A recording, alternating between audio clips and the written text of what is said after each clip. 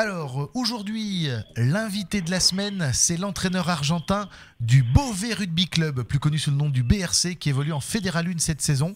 Donc, on va te laisser te présenter un petit peu et après on passera aux questions.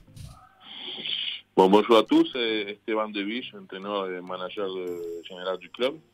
Donc voilà, tu l'as dit, je suis né en Argentine, arrivé en France l'année 2000 pour ma carrière la fin de ma carrière de rugbyman professionnel et entraîneur à partir de l'année 2015 à partir de l'année 2007 où j'ai commencé à entraîner l'équipe de Vannes jusqu'en 2015 et après je suis parti à Cognac et depuis 4 ans à Beauvais. D'accord, vas-y. J'ai vu que tu avais un surnom, on t'appelle le Puma ou Pumas, ça vient d'où? Non, on m'appelle pas Pumas moi, mais le Pumas en fait c'est l'équipe d'Argentine. C'est le nom de l'équipe de rugby d'Argentine. Ah d'accord, parce que Corentin m'a dit... non, mais c'est pas ça. Voilà. Non, moi j'ai un autre surnom d'un animal, mais c'est le Topo, donc la top. Mais parce que les Argentins, on a tous un surnom. Donc, non, voilà. en fait, c'est que j'avais expliqué à Cédric. Peut-être qu'il y en a des gens qui peuvent dire ça, mais parce que on associe un rugbyman argentin à sa sélection, donc voilà. C'est que je lui ai dit qu'on avait un Pumas à l'antenne, il a cru que c'était ton surnom, mais c'est parce qu'en fait tu es argentin et que les Argentins en rugby c'est les Pumas, voilà. Voilà, c'est exactement ça. C'est ça, c'est un vrai Argentin qu'on a au téléphone, voilà. Oui, je suis un vrai Argentin, naturalisé français depuis l'année 2007, mais bon, par contre, mon accent il me laisse pas mentir. Voilà, et puis toi tu chantes pas à l'opéra avec un short de rugby. Non, je chante pas l'incroyable talent avec Omar Hassan. Non, c'est. Mais je joue au même poste que lui. Voilà, en fait, j'explique pour les auditeurs, c'est un autre international argentin qui maintenant est ténor à l'opéra et qui a fait La France un incroyable talent où il est arrivé en haut de costume et bas de rugbyman argentin, crampons, short et qui a chanté de l'opéra et qui maintenant est chanteur d'opéra. Oui, mais il était déjà connu quand il était tout jeune parce que dans toutes les réceptions des matchs, il chantait. On lui demandait de chanter. Oui, c'est sûr. Un super mec, adorable, un bon vivant aussi, qu'il a toujours chanté. Donc quand il a fini sa carrière à Toulouse, il chantait l'opéra de Toulouse. Alors maintenant, on va revenir un peu à Beauvais, même si Toulouse c'est une très belle ville, j'aime beaucoup. Donc, quand on t'avait reçu avec un de tes joueurs dans l'ancienne émission de sport, vous étiez en Fédéral 2, avec pour objectif à plus ou moins long terme et même, on va dire, court terme, parce que c'était l'objectif de votre saison, c'était de monter en Fédéral 1. Cette montée s'est faite, et c'est pas fini sur le terrain la saison, mais vous êtes quand même monté en Fédéral 1. Donc comment s'est passé le fait de fêter une montée de Fédéral 2 en Fédéral 1 quand on l'apprend par... déjà, comment vous l'avez appris que vous étiez validé pour la montée? Écoute, nous, ça faisait quand même 2 ans qu'on jouait les matchs montée. Malheureusement, on avait perdu. Je dis malheureusement, la première année, c'était pas malheureux. On n'était pas prêt à monter. Donc c'était une bonne saison qu'on avait bien fêtée, même si on n'avait pas monté. On était arrivé jusqu'au match définitoire. Et après, la deuxième année, on a perdu les matchs montés. Ça, c'était quand même plus dur parce que là, on était prêt, on ne l'a pas fait. Et l'année qu'on monte, c'est l'année où le Covid commence, il y a 1 an. Et nous, on était à ce moment-là 3e national sur 4 poules de 12 équipes. Donc, tu vois, sur pas 4 poules, c'est... Il y en a 3, je crois. 6 poules. Donc, on était sur 96 équipes, on était 3e national. Donc, si tu veux, nous, et les week-ends qu'on devait jouer la première place contre Marc-en-Barœul, donc si on gagnait chez nous contre Marc, on était premier, donc on passait à 2e national. Malheureusement, le match, il ne s'est jamais joué. Donc, voilà. Moi, franchement, j'aurais bien aimé, bien sûr, comme tout le monde, de fêter la montée sur le terrain avec la 3e mi-temps qui vient avec. Mais j'ai trouvé ça normal qu'on soit monté vu notre classement et surtout les saisons précédentes aussi. Donc, on n'a rien volé. On a été monté, parce qu'on faisait partie des meilleurs de la Fédéral 2 au niveau national. Et voilà, que quand il va falloir acter de monter, c'était logique que nous, on fasse partie.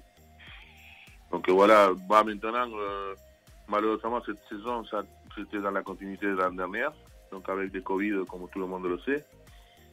On avait commencé l'année avec un déplacement à Langon, qui est quand même un club qui est habitué à la Paix de la Lune depuis des années. Et on a perdu d'un point à la 85e, donc on a mené tous les matchs et on finit avec 2 cartons.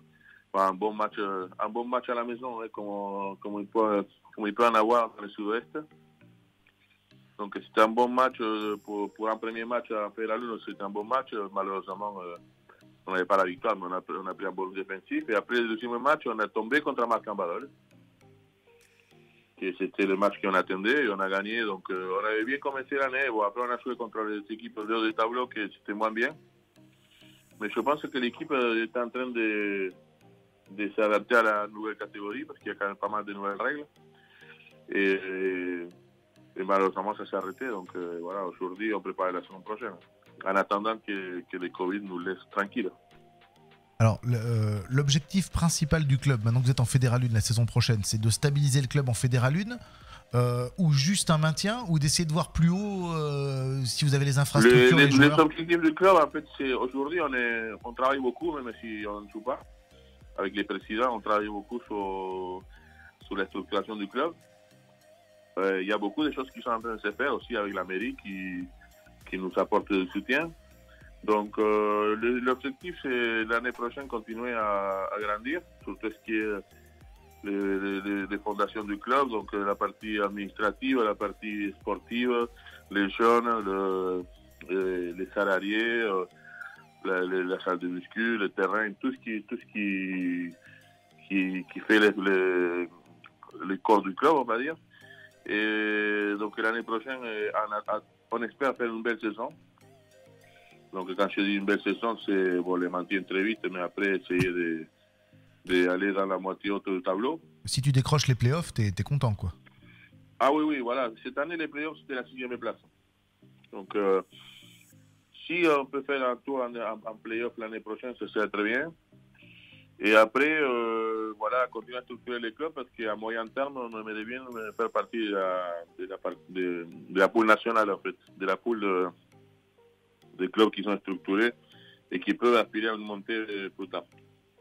Donc aujourd'hui, notre aspiration, ce n'est pas de monter en Pro 2 encore, mais plutôt d'aller vers le haut tableau de la Fédéral 1. Et du coup, à Beauvais, vous jouez en top 13, top 14. Comment ça se passe et cette année au classement, comment ça va?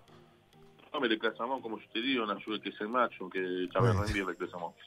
On va dire que contre les équipes de notre niveau, on a gagné à la maison, on a pris un bonus défensif à l'extérieur. Et après, on a joué les 3 équipes de tableau. Donc, on a joué Périgueux, Rennes et Niort. Donc, 2 à l'extérieur. Donc, on a perdu. Bon, Niort, qui était le 3e match, on a fait un très bon match. Donc, on commençait à voir de belles choses. C'est pour ça que, franchement, le classement, non, on n'était pas bien parce que finalement, on a joué que le haut tableau. On n'a pas joué les bas de tableau. Vous avez perdu à Périgueux? On a perdu contre Périgueux, on a perdu contre Niort et contre Rennes. Donc Ce sont 3 équipes quand même, qui sont des équipes qui sont en avance par rapport à nous. Du coup, je fais un bisou à mon papa qui est de Périgueux et du coup, désolé, ils t'ont battu. Moi, je ne fais pas de bisous, moi. Ah ben c'est sûr que lui, il est né à Périgueux, il habite à Limoges. C'est 2 adversaires de haut de tableau pour toi. Oui, on les avait tous les 2 dans la poule. On avait aussi Trélissac. Bon, Trélissac, ils ont fait faillite là.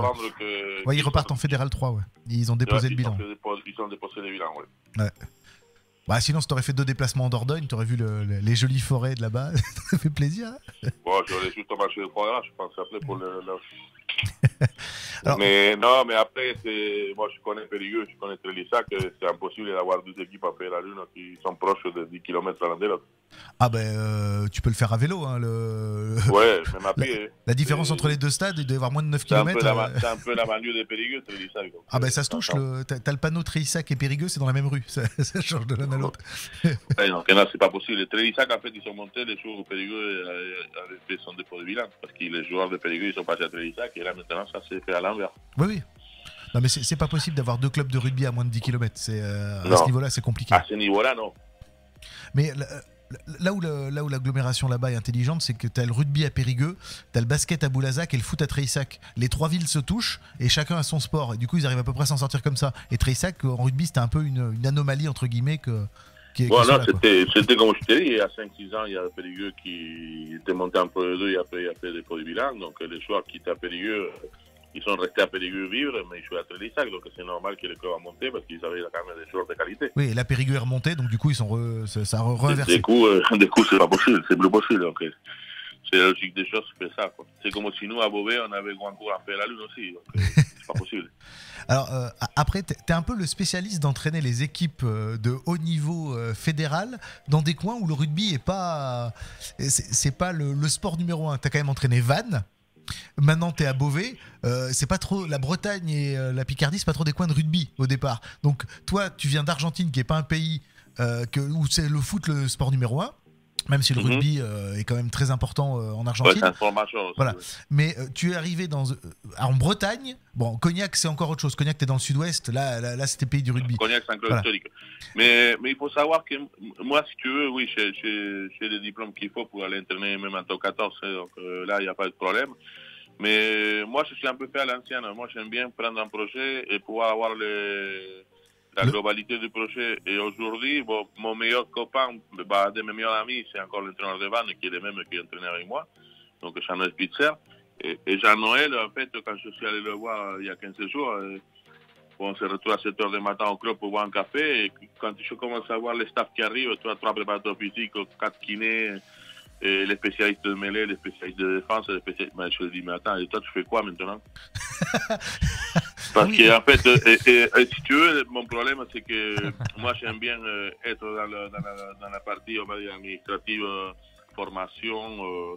Je sais pas, pour te donner une idée, hier, je suis allé voir les quartiers pour travailler avec les quartiers de Beauvais. Donc, j'aime bien mettre la patte un peu partout. Et moi, avant, je s'entraînais pendant 9 ans. Donc, si tu veux, 9 ans où l'équipe venait de monter un peu la lune et que moi, tous les ans, je parlais avec le président pour savoir si je restais ou pas. Et je lui dis, les jours où on aura la salle de muscu comme on veut et le stade de la Ravine, je partirai. Et c'est ce que j'ai fait. Donc, ah oui, c'est vrai qu'ils ont récupéré quand les clubs s'est structuré pour... Bon, là, les stades, on l'a, parce qu'on a Brisson, que c'est déjà un truc génial. Et maintenant, il faut structurer les clubs. Et moi, tu vois, déjà à la 5e année, quand je suis parti à Cognac, j'avais signé 5 ans. En fait, donc, j'aime pas, je suis un peu, même si j'ai fait beaucoup de villes en France, je suis assez sédentaire. Donc, je préfère rester dans un coin, travailler, arriver le plus haut possible. Et là, je me suis retrouvé avec un club avec des dirigeants qui sont vraiment envie d'aller le plus haut possible et de travailler sérieusement. Donc, moi, je me vois rester encore des années. Donc, l'idée, c'est voilà, amener les clubs le plus haut possible. Et quand tu as parlé des Vannes, pour te donner une idée, bon, moi, j'ai joué et j'ai entraîné Vannes. Jean-Pierre Lalosse, qui entraîne avec moi, c'était le numéro 9 de la montée de Vannes en fait la Lune.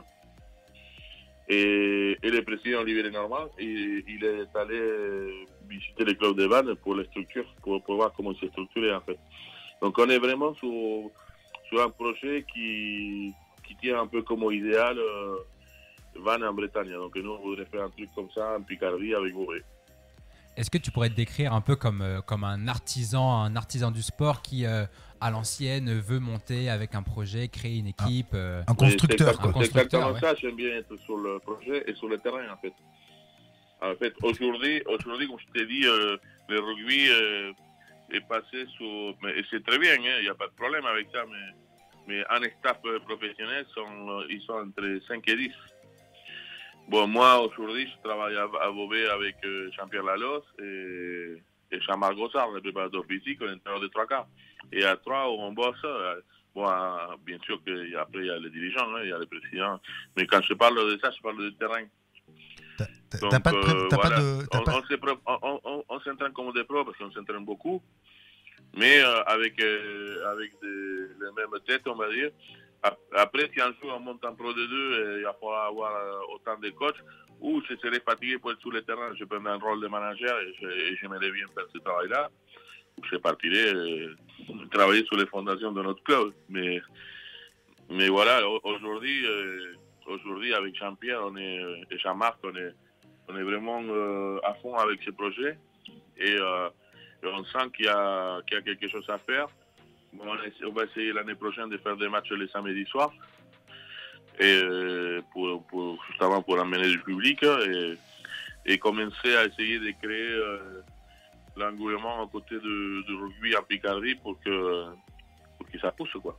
Et si toi demain, voilà, vous montez en Pro D2, le président te dit bon écoute, aujourd'hui, cette saison, je te donne 4 préparateurs physiques, 6 kinés, toi tu es comment? Mais le problème c'est que certainement il faudra le faire, hein, parce que aujourd'hui nous on a fait la lune, on a déjà les GPS par exemple. Donc on commence à se professionnaliser, à faire des choses qu'on n'aurait pas imaginé. Moi quand je suis arrivé avec Jean-Pierre Laloche, on n'avait même pas de préparateur physique, on a fait tout seul. Après, au bout de 2 ans, on a dit au président Lenormand, bon, maintenant, il nous prend un préparateur physique parce que donc peut-être que plus tard, on sera obligé à grandir. Bon, on a 2 kinés. Voilà, il commence à s'étoffer les staffs, mais nous, avec la LOS, on a envie de continuer à mettre la main à la pâte tout le temps, quoi. Donc, je ne me vois pas, par exemple, je suis manager du club, mais je ne me vois pas déléguer aujourd'hui la mêlée et la touche à quelqu'un d'autre. Donc en fait, toi, tu te vois plus, si le club monte en Pro D2 et il y a tout le staff que tu as cité pour Vannes, par exemple, ou que tu as recité Cédric, tu te vois plus repartir dans un autre club en Fédéral 2, voire Fédéral 3 à tout reconstruire, que de rester à Beauvais? Je ne sais pas. Il faudra voir sur les moments venus. Mais ce qu'il faut compter aussi, c'est l'âge. Parce que quand... Là, je viens d'avoir 50 ans, donc peut-être que si on monte dans 5, 6, 7 ans, je ne sais pas, parce que ce n'est pas pour demain. Mais si un jour on monte, peut-être que moi, je serai plus sur un travail de manager qui de terrain. Aujourd'hui, mon envie, ça reste la même que j'ai eu à Cognac et à Vannes, en fait. Donc, moi, j'entraîne depuis l'année 2007, donc ça fait 14 ans. Bon, pour le moment, j'ai toujours envie d'être sur le terrain, de mettre les shorts et aller avec les joueurs les entraîner. Et peut-être question que dans aussi. 5-6 ans, j'aurai moins envie d'entraîner et plutôt envie d'organiser les séances ou de travailler avec des jeunes qui vont entraîner avec moi en manager. Je ne sais pas. Aujourd'hui, je ne peux pas savoir. Aujourd'hui, je suis content avec ce que j'ai. Et très content avec le club aussi parce que franchement, on est un club qui a une dynamique qui est géniale avec des constants progrès. Donc voilà, depuis qu'on est arrivé, le club il fait que progresser. Donc on peut être content. Alors moi j'ai une petite question à te poser parce que là, moi ce qui me plaît dans ton discours, c'est que tu as le discours du rugby à l'ancienne, du rugby que j'aime, que je connais bien, et pas le rugby pognon. C'est-à-dire en gros, moi tu me dis si je me trompe, mais le club d'Agen, bon, c'est pas une surprise de savoir qu'ils vont repartir en Pro D2 l'année prochaine, hein, vu leurs magnifiques résultats. Le communiqué officiel, c'est qu'ils veulent refaire tout un staff pour la saison prochaine pour essayer de faire l'ascenseur et de remonter tout de suite. S'ils te proposent un chèque avec beaucoup de zéros pour aller entraîner Agen en Pro D2, t'y vas ou tu restes à Beauvais? Non, je ne l'ai pas. Ouais, c'est bien ce qui me semblait. Voilà, ça c'est le rugby à l'ancienne. Non, mais tu sais, quand j'ai fait ma formation à Marcoussis, le diplôme d'état à Marcoussis en 2011, je l'ai fait avec des joueurs très connus. Il y avait Andrew Mertens, il y avait Manier de Mons, Olivier Assam, Didier Cassadei. Donc, que des mecs top 14, même connus au niveau mondial. Alex King, qui était numéro 10 de l'équipe d'Angleterre. Donc, et à un moment, je m'en souviens, moi j'étais entraîneur de Vannes et on fait la lune. Hein. Eux, ils étaient en top 14. Ils m'ont fait exactement la même question. Moi, des matchs, on te propose pour aller entraîner la mêlée. Parce que c'était ça, en fait. Parce que comme je suis un ancien pilier, on me réduit à la mêlée. Ouais. Donc, moi, je dis, mais non, moi, je préfère rester en fait la lune à travailler sur le long terme. Parce que moi, j'aime bien travailler la défense aussi, la touche, voilà. Parce qu'ils vont chercher en touche un ancien sauteur, en mêlée un ancien pilier, tu vois. Et bon, moi, à la base, je suis prof de sport, j'ai fait mes diplômes, j'aime bien travailler sur autre chose que la mêlée. La mêlée, j'aime bien, mais voilà, c'est tout trop réducteur. Donc, non, j'aimerais bien avoir un gros chèque à Beauvais si on se le monte. Alors, dernière petite question pour ma part. Si le département et la fédération viennent te voir en te disant « Écoute, nous, on veut développer le rugby, je sais pas, vers Nogent, vers Creil, Et en plus, si tu peux garder ton côté, enfin ton poste à Beauvais, est-ce que tu y vas? Comment tu ferais? Oui, mais ça marche pas comme ça. Aujourd'hui, on a des CTC, donc on a des gens qui travaillent pour la Fédé, pour le développement de rugby dans les régions. Donc, c'est un poste qui est déjà créé par la Fédé. Et en plus, les CTC, ils sont pas droits à entraîner des équipes de rugby. Parce que c'est un travail à part entière. Et moi, je travaille à la fac Unilassal, tout ça à côté, avec des heures que je fais.